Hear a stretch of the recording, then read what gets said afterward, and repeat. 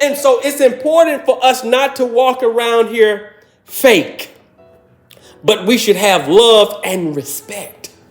And when you have love and respect, there comes power behind that.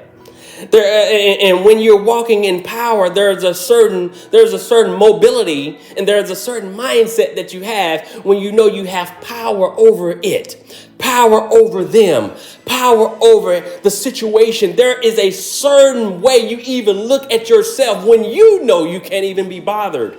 And so love and respect comes from Romans 13 and 9. We're going to look at this today. Romans 13 and 9. We're going to look at this real quick. Let's walk in the word of the Lord together today. It says, for the commandments say, you must not commit adultery. You must not murder. You must not steal. You must not covet. These and other such commandments are summed up in this commandment.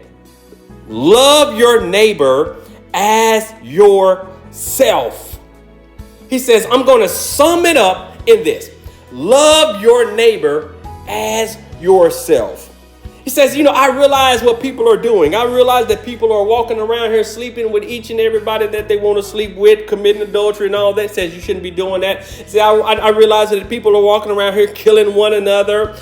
You shouldn't be doing that. God says, I realize that people are stealing and taking things that they don't even have to take because I can provide. But he says, I understand that. He says, I realize that people are wanting stuff that really don't belong to them, or they are proclaiming things that should not be, that's coveting. And he says, but I'm going to sum up this thing. He said, I'm going to sum up. If you love one another as you love yourself, though, then we wouldn't have to do that. God help us today. If you love one another as you love yourself, then you don't have to try to take, and you don't have to try to proclaim something that's not yours. If you love one another as you love yourself. And so watch this, you guys, watch this. Check this point out. Check this point. When you love yourself properly, you can love others properly.